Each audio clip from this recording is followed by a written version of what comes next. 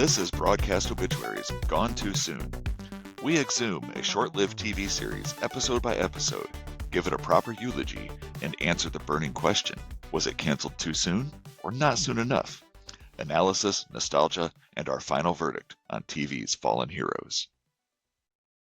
Hey everyone, I'm Aaron. And I'm Rob. Thanks for joining us for more Broadcast Obituaries. These canceled shows should rest in peace, but we just can't let them. Bum bum bum. This season, we're watching The Dearly Departed, Earth 2. Earth 2. So, yeah, it's been pretty good so far. But, hey, so we're talking about pop culture, 30-year-old pop culture, I guess. But what have you been doing lately? Did you see any movies or a new TV show or a good book or anything? What's up? Yeah, so I did start a new book. I started Red Rising finally. Oh, yeah, you told me about that one. I borrowed a copy from a friend of mine. I'm not very far in, but so far I'm enjoying it. So Okay. more to come on that as I get I through want to it. hear about it. Yeah, I'm interested. Yeah, but I have been, as spooky month approaches for Halloween, I like to make it a point to try to watch horror movies. I don't watch them the rest of the year, but I try to get into them. I do really enjoy 80s movies. This year I'm trying to get into 80s horror movies that I haven't seen before. So things that I've heard about and have made my list, but I've just never forced myself to watch. So I watched, I watched one called Dead Heat, which is a horror comedy. Oh, I have never heard of this, and I didn't even know they made horror comedies 40 years ago. I thought that was a fairly recent innovation with like Zombieland and whatnot. There's more than I even realized. So that's awesome. And it's very interesting. So here's the thing. I've realized lately that I am very bad at talking about something in a nice, succinct way. Like when I've been talking about some of my shows, like I can't even think of what shows I've talked about on here. Last Man on Earth. I talked about that for it felt like an hour. I rambled about this show. It was most of that episode, I think. Yes, I think I recounted the entire episode verbatim. It was awful. So I'm very interested in hearing what this Dead Heat is about. Can you tell it to me? Tell it to us, all of our myriad of listeners. Can you tell us this story in a minute or less? Oh my gosh, a minute or less. Okay. Are you going to keep a timer? I'm getting my phone out, yes. All right, get a timer going. And let me know when you click start. We'll do my best. Okay. All right. And are you ready? Oh, yeah. I was born ready. Let's do it. Awesome. Then go. Okay. So Dead Heat is a horror comedy from 1998 starring Treat Williams, Joe Piscopo, the dad from A Christmas Story, and has a wonderful cameo from Robert Picardo, the doctor from Voyager. The gist of the movie is a company has found eternal life through the creation of zombies. So they've created a device that will bring people back from the dead, but they don't have a heartbeat, but they have all of their intelligence. Treat Williams and Joe Piscopo play detectives. It's a buddy cop horror movie. They play detectives that get sucked into this world. Treat Williams gets turned into a zombie. Gets turned to a zombie, and they have to go and stop the bad guy. Well, it was going to take me longer. And Joe Piscopo does eventually get turned into a zombie as well. And it's an 80s buddy cop comedy. That's really what it comes down to with zombies. A minute two. Pretty good. Okay. And that sounds incredible. That's really hard. Yeah, it's really hard to do in a minute. It was really good. You have to set your expectations low for it. It was not an A-list movie by any means, but it had some really fun moments, some good jokes, some good humor. Nice. I really enjoyed it. Okay, so that's interesting. I'm gonna see if I can find it somewhere. And I always like Darren McGavin, the dad from Christmas Story. Yeah, I couldn't remember his name all of a sudden. Yeah, I was like, I can't remember who he is, but no, he is good. Where'd you see it? You said it's on Tubi. Yeah, okay, you can watch it for free on Tubi. Yes, so, I'm gonna. They got a lot of good stuff. Yeah, nice. And you mentioned Joe Piscopo, who they really tried to make him a thing back in the 80s after SNL. Yeah. They did their best. Yeah. But he was also in an episode of Star Trek: The Next Generation. He was. Yeah. When Data was trying to figure out what humor was, and he's exactly. How to tell he jokes, got up, and there's a whole holodeck. Piscopo gets up. He does a whole stand-up routine in the holodeck. Yeah. Mm-hmm. Not a great episode, as I recall. It was not at all. Yeah, but that was an early season, and those many were not very good. Yeah. That's okay. They found their way eventually.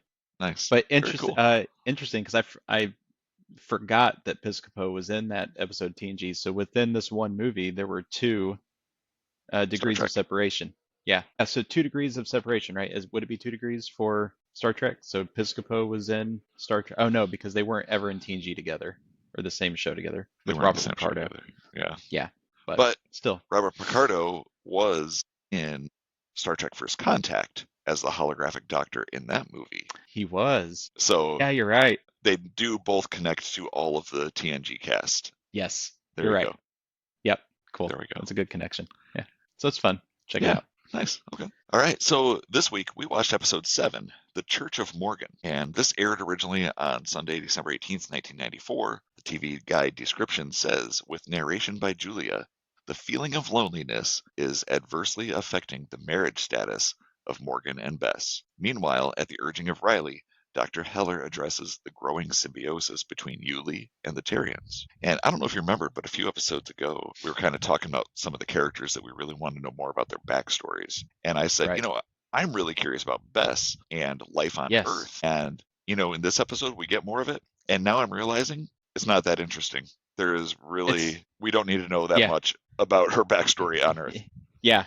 Yeah. I think I was hoping for, I don't know, things on Earth to be really terrible and horrible, and like escaping to the space stations was the only way to save humanity. And it might be a little bit of that, but it didn't Right. sound so terrible to No, me when she I was don't think talking so. about it. So No, I think it's just yeah.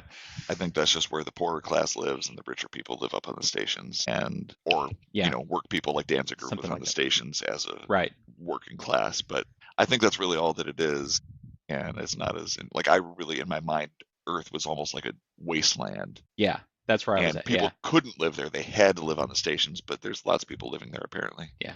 Bess's Yeah. dad is a miner, so he's still working on the planet. I mean, obviously, if you're building stations, you have to get your materials from somewhere, so they have to have people Yep. on the planet. Bess, you're the only woman in the world for me. Of course, I never thought that would be quite so literal. Just to flesh that description out a little bit more, here's a little longer description. So there are, similar to the last episode, there are 2 main storylines going in this one. In one, we have Bess and Morgan. They're having marital problems. And in the other, Julia is studying Yuli and learning about his bond with the Terrians, which to me was by far the more interesting storyline in this Yeah. episode. I wish they would have just had an episode dedicated to that. Yeah. But there probably just wasn't enough material. They had to fill it with something. So, Yeah. hey, marital problem. Yeah. Yeah. In the Bess and Morgan storyline, Alonzo reminds Morgan that his marriage contract, which is a different type of concept to people on our Earth, but they had a marriage contract and it was for 4 years. So that expired while they were all in cryo and they're not technically married anymore. And their whole storyline, they're working through these problems and they end up getting married again at the end for forever this time. In the interesting storyline, Julia talks with Riley and he wants her to take out the pineal gland from Yuli so that she can study it and try to gain control of the Terrians, because they've determined somewhere along the way that the Terrians are the key to the planet. And if the Terrians were dead, the Yep. planet would actually die. So Yeah. they want to learn how to control the Terrians, and then G889, 889, I can never say that. I should just call it Earth 2 all the time. But they want to learn how to control the planet using the Terrians. Yeah. So Yeah. the Terrians come, they warn her away, they tell her Yuli is the future of humanity, and if she hurts him, she's going to kill. He says, you'll kill all of us. And I don't know, honestly, if that means the Terrians or humanity as well. So she doesn't do it. It's kind of the end of the episode there. Right. So just Yeah. broad Yeah. strokes, that's what we got. Yeah. Yuli is the next evolutionary step of humanity on Yeah. G889. So Yeah. Cool. So let's go through it a little more here. So this episode starts kind of an interesting way, but we hear some drums going and we see it's kind of black and white, I think, if I remember correctly. And Morgan is sitting there playing drums in this little jazz band. And we learn that he is basically using the VR goggles. They get heavy use in this episode. And he's using VR goggles and he's in basically what Star Trek nerds, which you and I obviously are, we would call it like a holodeck. He's basically in the holodeck. And I thought this was a pretty neat little intro. Personally, I don't like jazz in the slightest, and I'm not sure why. I don't know why sci-fi shows all think that They're people obsessed 200 or with 300 years from now, they are obsessed with jazz. I mean, Commander Riker on Star Trek, once again, he's a trombonist, and he's always listening to jazz. I feel like it's in other things as well. That's just one that always comes to my mind. I don't like jazz in the slightest. How do you feel about jazz? Are you a big fan?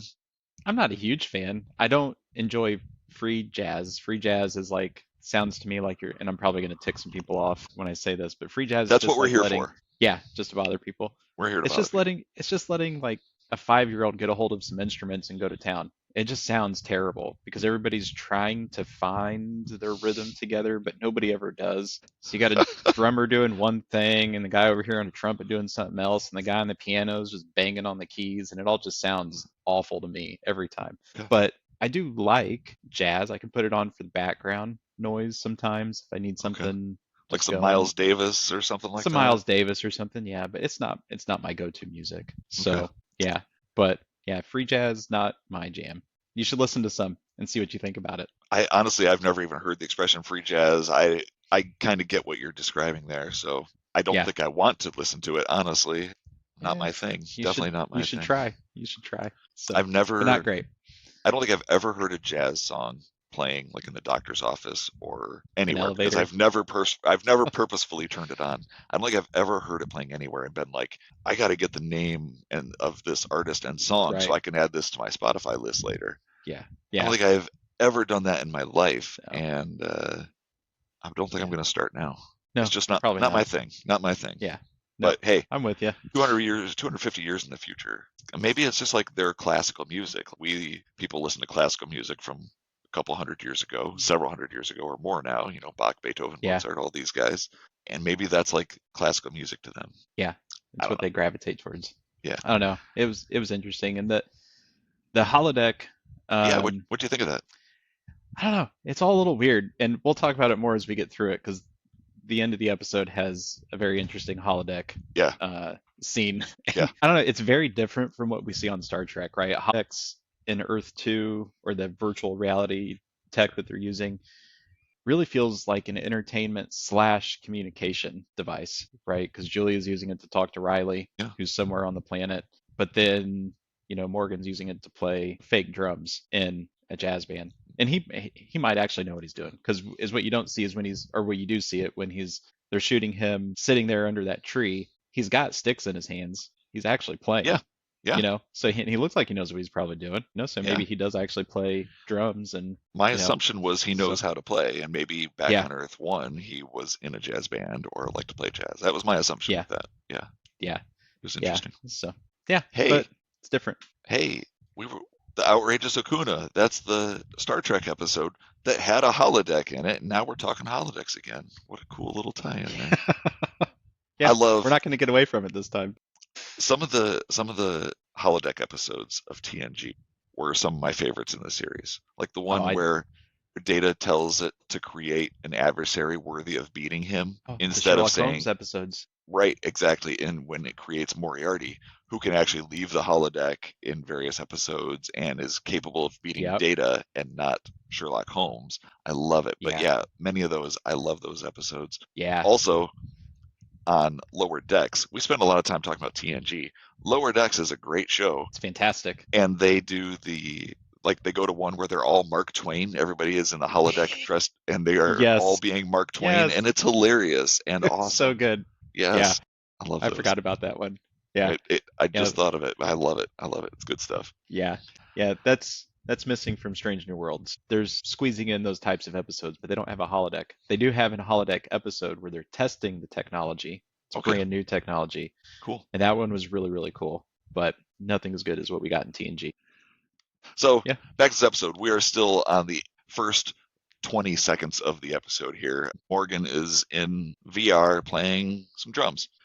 All right, so shortly after that, we see Yuli doing something, and he's carrying some stuff. He drops something. He bends over to pick it up, and he's looking at the ground kind of funny, and then he just reaches his arm out and basically reaches his hand Yeah. like into the ground, kind of like how the Tarians like just come out of the ground. He Right. reaches his hand in as well, and this is a Yeah. really cool moment to me. It's like we're actually seeing that he is becoming more Tarian He's like, and changing. later in Yeah. the episode, he actually even says, he tells Julia at some point, it might even be off camera, but he says that he thinks he's turning into a Tarian, and with Yeah. this, like he kind of is. It's kind of cool. Yeah. Yeah. It was really fun. The part that got me was Julia was the only one that noticed this happen. So she's in the background and she sees it and she comes over to check the ground, but Devin, his mom, is like right next to him, hears him cry out because he's startled. His hand Right. goes literally into the ground and Yes. he's like, "Oh, Mom." And she just looks at him. She's like, "Dude, you got stuff to put away. Get back to your chores. Come on." Yep. Like she's Yep. completely unconcerned that he was just so startled and scared. She's in So mom mode. Yep. yeah, She's like, we got but things to do. Let's keep moving. Yep. yeah, but this is fun to watch it play out through the episode. I agree. Yeah. To kick off our other storyline there, Beth goes to Yale. She asks him if he has, religious programming, Catholicism. Yes, he agrees he has that. And she wants to make a confession. He's Yep. like, hey, I'm no priest. I just know about the religion. And she says Yeah. that she says that she's had an affair. And then she says, well, I at least thought about it. And basically she tells him that she's had thoughts about another man. Right. And, Yale, somewhere in this conversation, she asks him about his mind wipe at the beginning, or she doesn't ask about the mind wipe. She asks him about the religion. He's like, oh yeah, he says, yes, don't worry about my mind wash. I have never had an aggressive tendency in my life, which is a weird segue for him to say, which is pretty funny when you think back to the episode with He Who Shall Not Be Named and the Tim Curry character. Yes, who yes. We've agreed not to talk about, but Right. back to that. My mind wash has held quite well. I've never had an aggressive tendency. Show them can't. Never had an aggressive tendency in my butt. Yeah, after the mind wash. Yeah, it was. But the main part of the scene, really, Bess this is what kicks off their whole storyline. She's been having thoughts about another. Yeah, it's really interesting because it feels really awkward how she approaches Yale.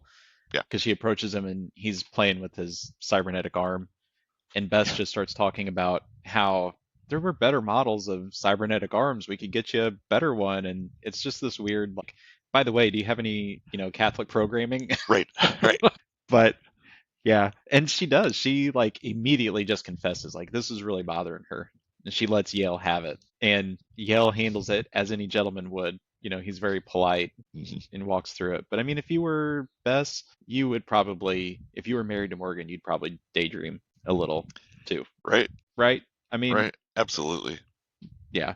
Absolutely. Especially, and we never find out who she's daydreaming about, but no, it never. Probably comes one up. of these. She hasn't seen another man in 22 years. It's probably one of these guys that's on the planet with him. Those are the only people she knows. Yeah.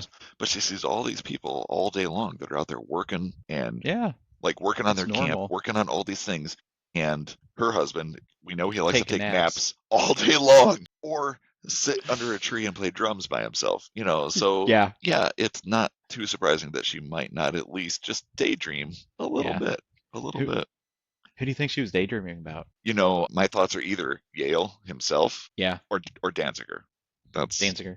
Yeah, because he's kind of the leader. He's kind of a big guy, big shot around camp. Yeah, I was thinking about Yale. I don't know why, but yeah, I was like, it's probably. Yeah, well, I mean, she's an interesting character. She's kind of, she talks like she's from Kentucky because Rebecca Gayheart is from Kentucky, but she talks with an accent. She's from Earth, which is kind of the backwoods of Earth now, I guess. Yeah. But she is also like she's smart, and like she had interactions with Yale, and she is smarter than she comes across. And when that's not true, she's smarter than she appears at first. She comes across as smart. That's what I mean. Right. And it's a slow build as you learn, as you meet her and who she is. Yeah. So it is not out of the realm of the reason that she might just be interested in someone that she sees as being very intellectual and smart. Right. Yeah. Even if he's a cyborg. Yeah.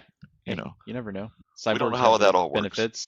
Right. And again, it's just a daydream. It's not like she's, going after this guy. Yeah. And one other thing that I'm not sure, but in past episodes I've talked about how I've been excited to get to Yale losing his mind wash, and I'm starting to wonder if I've Mandela affected myself and that it doesn't actually happen and how I got there. But I have these vivid memories of something alluding to it, commercial something from when I was younger for this show. And maybe it's something they tease, but it doesn't actually take place. But I feel like I've got vivid memories of it, and the more I see Yale and we talk about his mind wash stuff, I'm like, I don't think it's going to happen. It sure doesn't seem. I mean, I don't think it's going to. There have been a few moments like the one where he shot the gun at Tim Curry. There's that moment where we're like, oh, is he breaking his programming? And in one of the earlier episodes, he kind of seemed like his eye, at least, was on the fritz. Yes. Yeah. But you're right. Otherwise, he seems to be pretty fully in control. There is not a hint of anything in this episode. Yeah. Like he is fully cyborg. Yeah. Nothing's coming back to him. Yeah. So I'll just have to let it go. We'll find out. Yeah. Quit looking for it. Go. Okay, who is it, Bess? Now, if you think for 1 minute that I am going to sit here and listen to my wife talking about her wanton desires for another man, So Yale recommends that Bess just go talk to Morgan and work out the problems with their marriage. So she tells him she's had thoughts about this other guy, and there is some funny lines here between the two.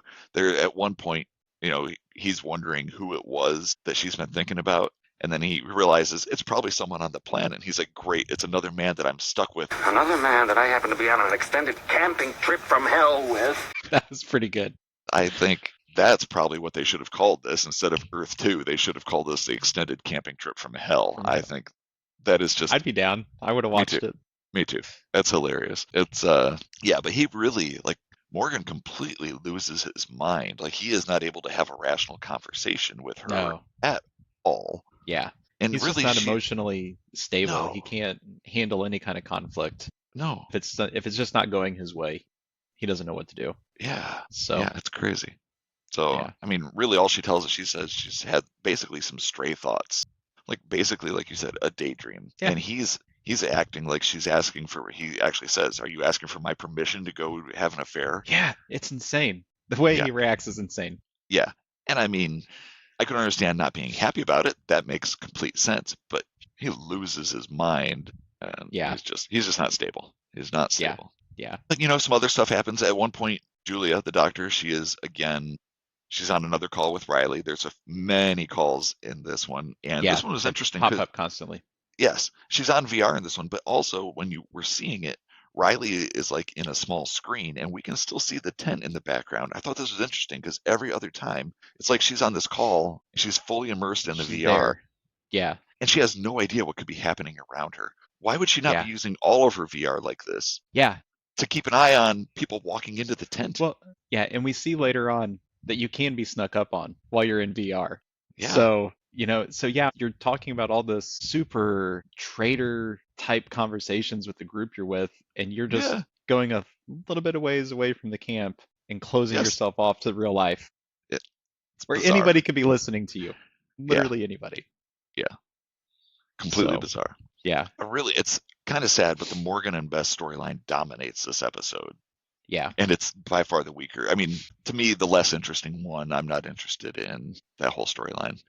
But we do learn some interesting things. Alonzo and Morgan are talking, and we learned about marital contracts. You can pick different terms. 4 years is the minimum. Apparently, you can still dissolve them early because Morgan had a previous marital contract. They don't even like to call it a marriage, but he had a previous marital contract that only lasted for 3 months because he cheated on his wife in that one. So you could, even though it's a contract, it's for 3 years, you can still dissolve it early, apparently. And Alonzo has this long talk with Morgan, and he tells him, he's trying to explain to him that on the station, they don't care that you were in cryostasis for 22 years. Contracts exist in station time. So you were married for 2 years, and then you were asleep for 2. So your contract is done. Yeah, they are not married anymore. Yep. And it's funny because, like, the next scene, Morgan goes and tells this to Bess, and he's like, think about it, Bess, it's station time. We're no longer married. And, like, he just learned this himself. Yeah, but he sells it like a child who's come up with this great new idea or thought on something. Right, all on his own. Right. Yeah, so, all by himself. He's a big boy. Yep. So marital contracts, we don't learn a lot more about them in the episode here. So the conversation that Julia had with Riley, that first conversation they have, is that where Julia tells Riley that she thinks Yuli is changing, and Riley suggests that she takes his pineal gland? Yes. Is that the first time they talk about it? Okay. Yeah. I think that might even be before the credits of the show. Like, it's early on. Yeah, I couldn't remember, but yeah, it's an early one. That kind of becomes the Julia Riley plot for the rest of the show is what are they going to do with Yuli? Like, how can they use him? Yeah. And, just for the record, I had to look this up, but Riley says that he said for hundreds of years, scientists have speculated that the pineal gland is the location of the human soul. Yeah. So I looked it up just out of curiosity, and there was a philosopher, I believe it was Rene Descartes, and I'll double check myself here and edit in the correct name as soon as we know. But there was a philosopher a couple hundred years ago that did speculate that. But scientists, it's not something that scientists actually believe or have considered since then. Yeah. It was a passing thought, basically, that this philosopher, before we had much in the way of anatomical science, and people do not actually suspect that still. I hope they don't suspect it still in 250 years. Yeah. It seems wild to me. It makes me think of, it's been years ago, I was reading, it might have been a short story or something I was reading, I can't remember now, but somebody was speculating that if the human soul was real, we could determine that through a change in actual mass or weight of the human body upon death. When the Yeah, soul leaves the body, we should see some type of change in mass. And they were trying to develop some kind of scale that they could put a human on so when they pass away, they could take these measurements. And that's yeah. what I started thinking about in this. And I can't remember where I read that at. I think they made a movie out of that. Was it a movie? I It think might there's have a been. movie, and there was a movie called 21 Grams. Do you remember that? I don't, but maybe that's what I'm thinking of. And let's see. Here it is. The film's title refers to the so-called 21 grams experiment conducted in 1907 by physician Duncan McDougall, who attempted to scientifically determine the weight of the human soul. Yeah, that's probably what I'm thinking of. Yeah. Yeah, I So don't know if I I never saw saw the the movie, movie. but I probably read about it and was curious. I'm not about to harvest organs on a random guess by some maniac with a sharp spoon. Are you referencing me? There was an interesting scene in here. Julia does take some spinal fluid from Yuli like she tells him she needs to look at it to look at something. I forget her excuse to give him. But when this is happening, there's a jar sitting on a nearby table, and it's got a Tarian bone in it. It might even be a finger. It looks kind of like a It looks finger. like a finger. Yeah. Yeah. But it's laying in there, and it's tapping. Like the finger, Yeah. when Yuli Click, is close, click, it's click, tapping click. on the lid. Yeah, it's tick, tick, tick, tick, tick, tick. Like Yeah. it makes a noise and moves. It's Yeah, wild. and nobody else notices it. The whole time that his spinal Nobody. fluid is being taken, you hear this tap, tap, tap, tap. And Yep. Julia and Devin are both oblivious to it. Completely oblivious. And Yuli's just staring at it like, shouldn't you be saying something? Right. It's like, Somebody am look I at this. I wonder if he thinks he's losing his mind because these things are happening and no one else is acknowledging them. Is he like, I'm Yeah. going crazy? Yeah, I'm nuts. I don't know. So later in the episode, though, I believe that it starts happening again. Like it starts tapping the jar when Julia's alone. And she does Yeah, see it she's then. running And she her turns tests on him. around and she realizes Julia is standing in the room with her now. So I think Yeah. she does notice it then. But why not sooner? Yeah. It's crazy. Yeah. So It's fun. yeah, Morgan and Bess, they fight some more, and that's when he tells her that they're not married anymore, and they discuss, if they should renew or not, and he acts like he doesn't want to, which is stupid. He's Yeah. an idiot. Yeah, that was my exact note. His guy's so dense. He's an idiot. He's just, how does he not get it? Like literally the best thing he's got going for him on this planet is Bess, and he's gonna let it go because nobody else can honestly stand him. I think No. people are tolerating him, but yeah, Yeah, there's a scene a little bit like shortly after this where he and Alonzo and Danziger are all out in the woods, and I think all three of them have guns, or maybe not Morgan, I can't remember, but Morgan doesn't. Yeah, okay. So the other two have guns, and he's just like, they're going out there about their chores. It looks like they're hunting. We honestly have no idea what they're doing out in the woods. They never tell us what they're out Yeah. there doing. They don't fire a shot. We do hear like some No. birds fly like a away. bird or something. Yeah, Yeah, which we have these burning questions about the wildlife on this planet. We still don't know. We just hear Yeah. something. Yeah. But they look like they're hunting. We have no idea what they're doing out there. It's crazy. Yeah, it's super weird because you don't hear them talk about hunting or foraging for meat, doing anything. Yeah, And here they are walking through the woods with guns. right. It's like they're out there doing their chores, and he's just following along so he can complain about Bess. So we could talk about it. Yeah, yeah. And if they are hunting, I think Alonzo is out for overkill because he's got one of those giant, like The bazooka. Gatling-looking guns. Yes. Yeah, and like the scene where like a bird or something flies away, and you can hear that thing like whir up as he's charging it. And it's like, I don't think you would hunt with that. I think it would just destroy completely. Annihilate the bird. Yeah, yeah. You I just got be it. picking the scraps. Right. Here's a beak. Everything else is Yep. gone. Yep. Yeah, it's Yep. hilarious. So funny. All right. Danziger tries to give him some advice. Nobody has anything to come clean about, Martin. You're on a witch hunt. The answer's your own insecurity. You know what you're going to find at the end of your investigation? Loneliness. Yeah. And he does. He lays on some really good advice, just telling him, don't. He's like, what are you gonna do? It's like we were saying, what are you gonna do? She's the Yep. best thing you got on Yep. this planet. There's not a lot of other people here. You're not gonna find somebody else. Quit overreacting. It's like you're overthinking it. So let's see. A little bit later, Julia has some more VR talk with Riley. She goes back to the full VR. She doesn't want to take that pineal gland, and No. he tells her. This is our destiny. The boy has been provided for us. And she eventually, they have a guard. They keep a guard on duty at night. She hits him with, in Star Trek terms again, since we're heavily influenced by Star Trek this time, she hits him with the hypo spray. Yep. and knocks him out. And then Yep. she takes out Devin as well, and then she Yep. hits Yuli as well. She knocks them all three out, and she goes in to do the surgery, and something happens. Like, so a Tarian shows up while she's in the middle of the surgery, Yeah. and She's which getting is ready cool. to secretly remove this thing. Yeah. Yes, she's gonna like just cut out his pineal gland, and she makes the first incision. Actually, she even makes the cut, and then the Tarian Mhm. shows up, and then she looks at him, she looks away, and she looks back again. He looks like Alonso, and Yeah. he basically just has a conversation with her. He talks to her basically about how the boy is the future of humanity. He's evolving into this new stage, and they kind of need to let it happen. And it's interesting. And he, like, the whole time he's standing there, he's holding something. When you first see him as a Tarian, you can't really tell. When it's Alonso, though, you can tell. It's It's a a beating heart. heart. It's a Yeah, beating like a heart. human heart. Yeah. Yeah. Yeah. It was really good symbolism, and it just keeps building on that story of, the Tarians are really tied into this planet, and Yeah. I mean, I'm sure, and I hope we learn more, but I want to know, will the syndrome kids, will all of them go through this and experience it? Did the Right. Tarians have to heal them first? Like, how natural is this evolution, or are the Tarians solely responsible for this change? He's the first in a long line of evolutionary changes. And without these changes, we will perish. There's an interesting little scene. Apparently, Morgan is bunking with Alonso, and Alonso is in his hammock, and he's laying there, and it's night. It's nighttime, and Morgan is laying on the ground, still just whining and whining and whining Oh, about yeah. Bess and his situation. Yeah, and poor Alonzo, who spends the first 5 weeks on this planet unable to sleep, finally gets to a point where he can sleep, and Morgan's like, you know what, I'm going to bunk up with you. I'm going to talk all night. He won't shut up. It's hilarious.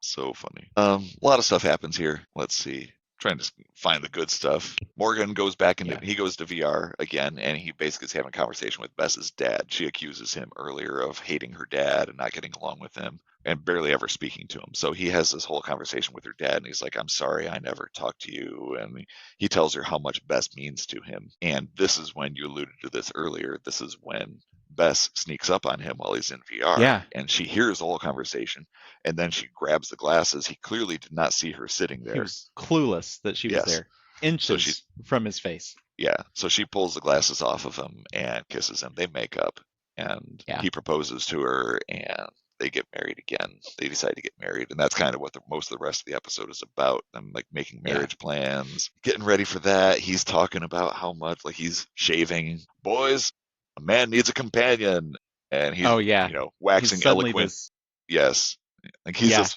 sage giving this advice. the patriarch of the group now. Just Right. And they're all kind of looking Yeah. at him like Yeah, rolling I their love how eyes. they're all pretty deadpan too. Like, you Yes. can tell they're just, it's like, okay, come on, man. Yep. It's pretty funny. So Yeah. they go through all this. Yuli, after being drugged by Julia, does not wake up very quickly. Neither does Devin, but she wakes up quicker than Yuli. Everybody's worried, and she kind of passes it off as, he's in shock from, he's been been on through a this lot. planet for 5 weeks. He's gone through a whole lot here. Yeah. He eventually wakes up, and she gives him a quick exam, and he seems fine, but she's wondering, like, right before he wakes up, she's wondering, what's his recall of this event going to be like? How much of this is he going to remember? Yeah, it was, so she's checking in on Yuli while he's, asleep. I use quotes, but she's journaling the whole time. I'm worried that the scar on the back of his neck's not going to heal before people take notice of it and all this stuff. And then Yuli wakes up. So I think that's where she's starting to get worried, is like, how much does this kid, did he hear? And we get some inklings that I think he's unsure. I think he heard some stuff. So it's interesting. The big wedding scene is coming up, but before that, Julia meets with Riley again, and she tells him, she says, I went in to do the surgery, and you're right, he is evolving because he has no pineal gland anymore. And Riley's blown away. He can't believe this. And Yeah. that's where they have some of the conversation about how the syndrome children are going to take this same evolutionary step, and they're actually going to be the ones in positions of power on this planet, and we need to get ready for it. She says there's nothing we can do about it. Yeah. So he thinks about it and basically just tells her, right? He says, just keep observing. Citizen Heller, just keep observing. Yep. Yeah. But right after this, we get a really cool line that I liked, where she's journaling again about it, and she says something like, she feels bad, but she had to tell a lie to protect a boy's life. And that's really, until that point, we don't know if she took the pineal gland out or what happened, or if he actually had one or did not when she went in to do the surgery. At first, we just see her start to do the surgery. Yeah, Cuts away. We never see the end. Yep.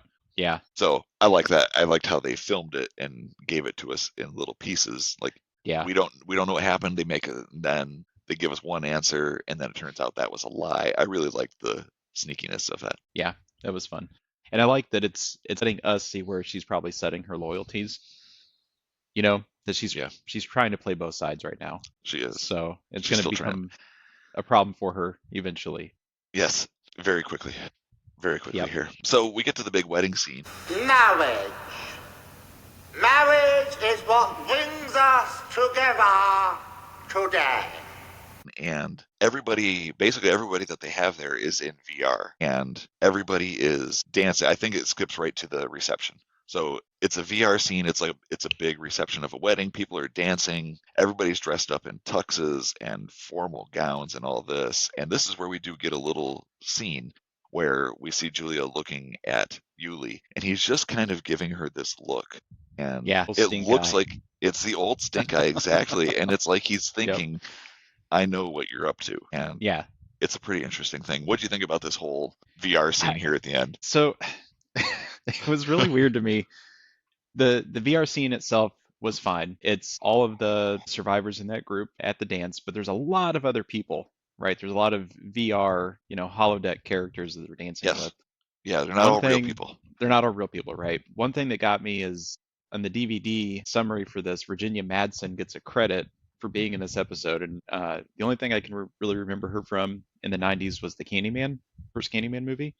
But I was like, oh, Virginia Madsen got a credit in the summary for this, guest starring Virginia. And I was like, wow, she must be in this whole episode. And then I never saw her. And then she gets about 30 seconds as she's dancing with Alonzo. She's one of the hollow characters.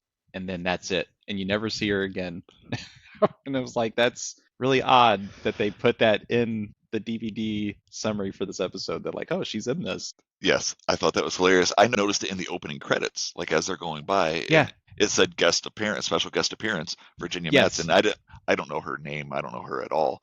But I was just like, a special guest appearance. I was like, how is there any extra people? Are they going to meet a new person? Is that what this is? Or maybe it's a That's flashback. what I thought too. Yeah. Like we did get her dad kind of in a VR. We got Bess VR dad. flashback. I thought so maybe it'll be a flashback or something. And then literally she is a non-speaking character. Yeah, she smiles as we barely Alonzo see her. twirls her. And yes.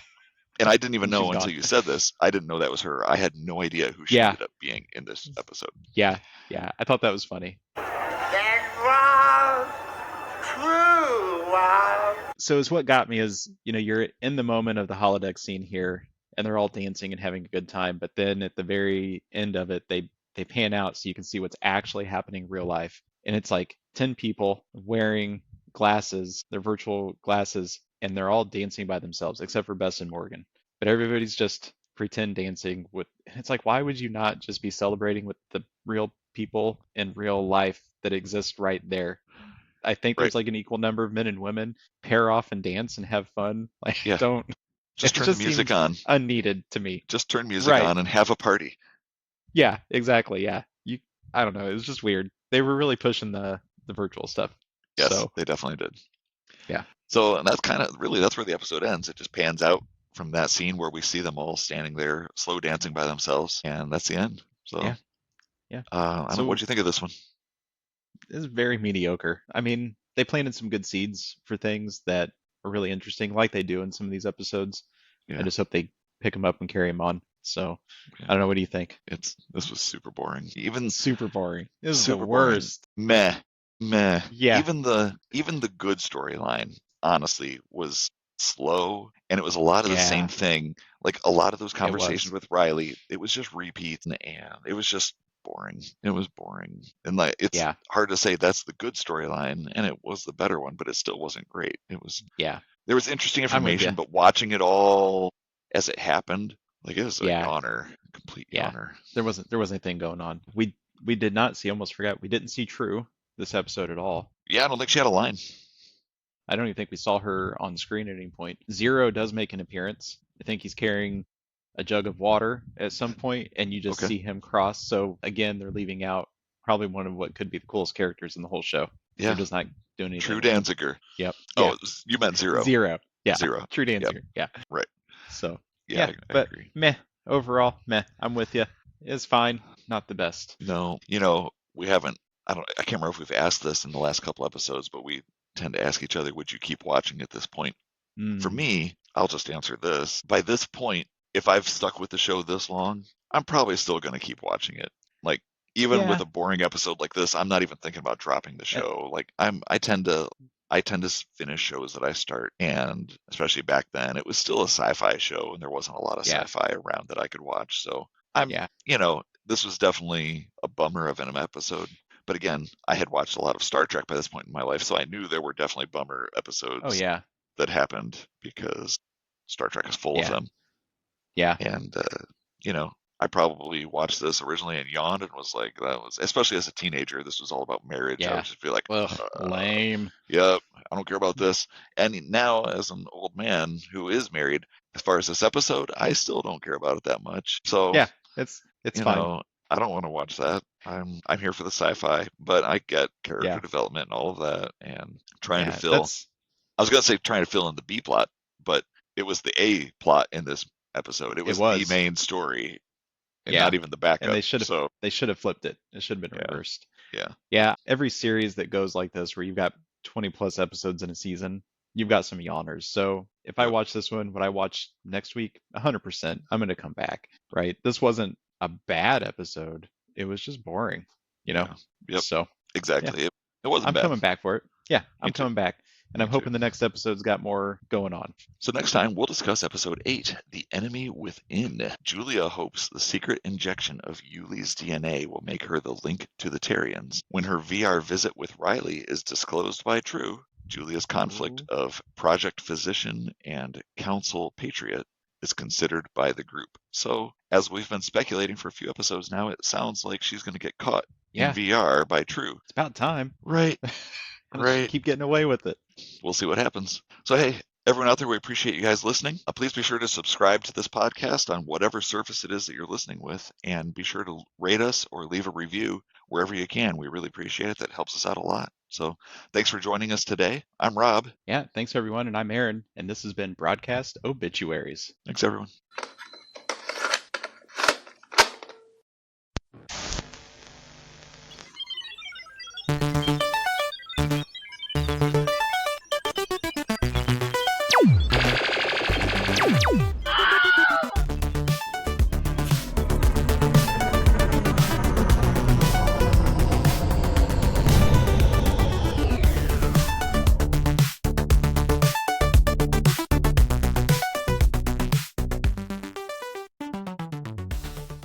So we're going on a deep Star Trek tangent here, but Yeah.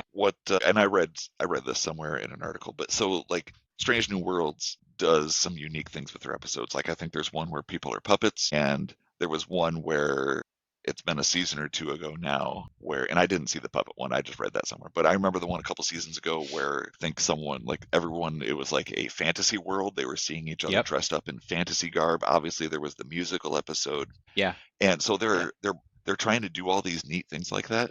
But the real issue with that to me is that, they could do that on TNG. They were making 25 episodes a season. You could Yeah. have 4 or 5 episodes that are like the goofy, funny type of thing.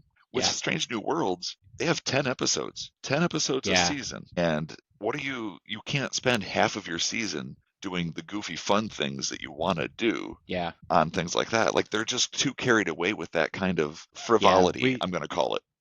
Yeah, we've noticed it with this season that we're watching, hmm and it definitely takes away from it because they're sprinkling in the more story-driven, world-building episodes, but it's so jarring to get one of those episodes with the Gorn and then to be thrown into this weird fantasy episode where this Q-like creature comes in and tries to convince two characters that wouldn't be getting married to get married. It's like, what are you doing? Yeah. And you're right, because you only have so many episodes, you don't have space to get people back in that mindset No. of what's happening. I still really enjoy Strange New Worlds, but yes, I agree. That's after that musical episode, things jumped the shark, and they just kept pushing for that. It's weird. It's So a shame. Okay. yeah, I like in TNG DS9, I really enjoy those kind of frivolous episodes. But again, it's because we had so many. We had plenty of other good, like deep storytelling, like true Star Trek story. And those are true Star Trek stories too, because they happened right from the original series, Oh, for triple sure. episode and all those types of things. They're Yep. definitely there. They're definitely true Star Trek, but their balance has to be much, much smaller. Yeah, it's the shortened seasons on streaming that makes you pay more attention to them because it's Right. jarring week to week. So Agreed. So I'm with anyway, ya. that was a long tangent. Sorry about that, but hey, that's just where the conversation took us. Hold on a minute. Sorry. It's a little garbage truck driving by and I had the window open and I couldn't hear anything. Wow. You know, it's funny about this movie, 21 Grams, but I remember being in Family Video in 2003 when this was a new movie coming out and talking to someone working behind the counter and just saying, you know, I said, I've never even heard about that movie. What's it about? And she's like, I think it's a diet movie. I think it's about losing weight. And I was just like, all right, whatever. It doesn't sound interesting to me. And long later, I was like, 21 Grams is nothing. That's not a diet movie. No one cares about that. And then I had to look it up and learn this stuff. I've never seen it, but that is the memory that will live with me for the rest of my life. I think it's This about movie came out in dieting. came out in 2003, and I remember that conversation. Stupid. What a waste of my time. I need to cleanse my brain of useless information. Yeah, that's not going to help you ever. No, except right now when you needed to know about that. Yeah, tell us funny story. Yep.